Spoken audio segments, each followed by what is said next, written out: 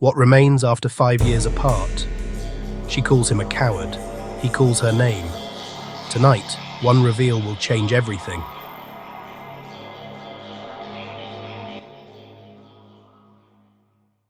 Kingsley Baldwin left for duty and gave up a university future so the woman he loved could study. When he returns, he finds success has rewritten the script. She is a Nobel laureate. She is invited to sign with the city's most powerful company. She calls him finished. But the truth is complicated.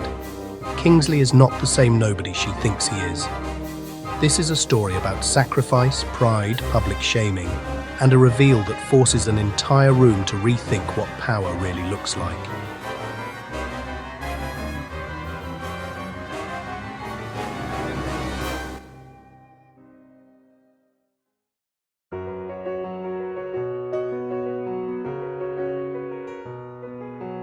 He walks into the ceremony like a ghost from a life she left behind.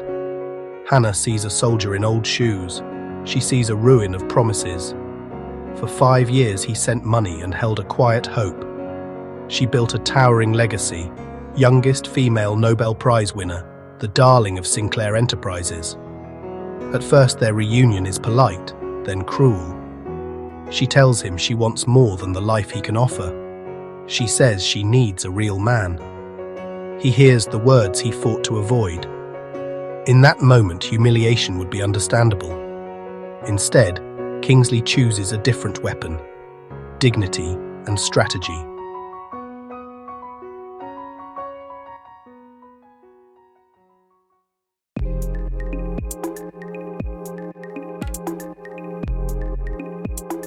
A contract marriage offer appears. It should be a joke, a transaction, a step away from real love. Kingsley accepts not because he needs money, but because he sees a way to protect her and to stay close. He's mocked, labelled a stalker, shoved toward the exit. The elites laugh. The scene is a ritual of class violence, public shaming dressed as etiquette.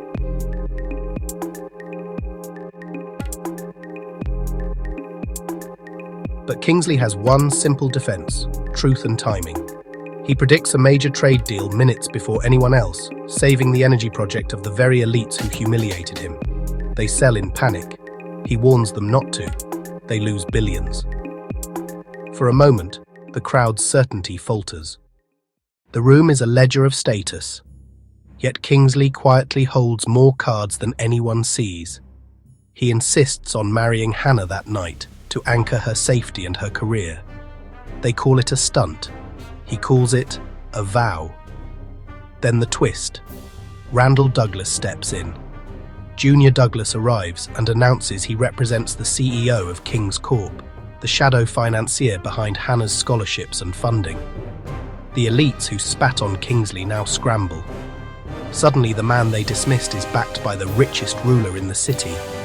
The balance of fear flips in an instant. Gifts, yachts, a mansion appear on stage as proof of influence. The elites wobble because their rules were built on who they thought owned power. Power just walked in wearing a soldier's jacket.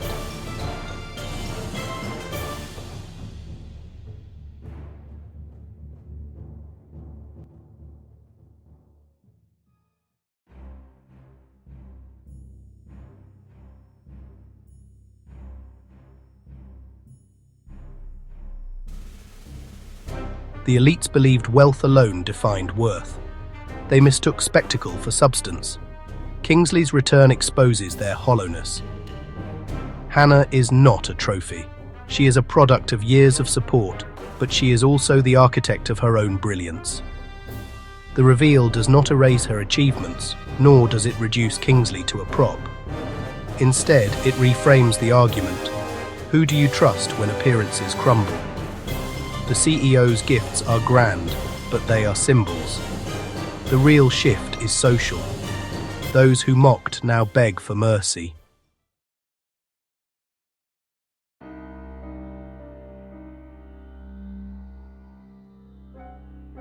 This story is not a revenge fantasy, it is a love test.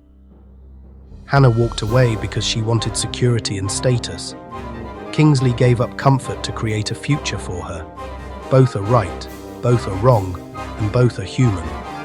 When the elites call for cancellations and retractions, Kingsley stands between them and Hannah. He refuses to be erased.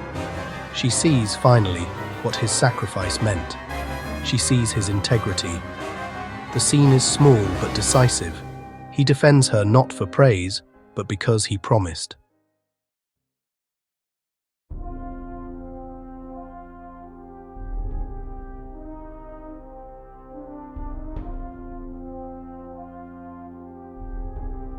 Money buys influence, but influence is brittle when built on contempt. The true capital in this story is loyalty and courage. The CEO's arrival changes the room, but the arc belongs to two people who have chosen to stand by each other in public and in private. Charlotte must face consequences. The Sinclair family learns that reputation can be undone by hubris. Hannah gains a platform, but she also gains clarity about who values her for who she is, not what she brings. This film fires at the idea that success is either inherited or purchased. Instead, it says something quieter. Some sacrifices are seeds. Some returns are not about coming back richer, but about returning to claim what was promised. Kingsley's heroism is not a dramatic coup. It is steady loyalty, a willingness to risk shame, and the refusal to let someone he loves be defined by other people's greed. That kind of strength makes him a king in his own right.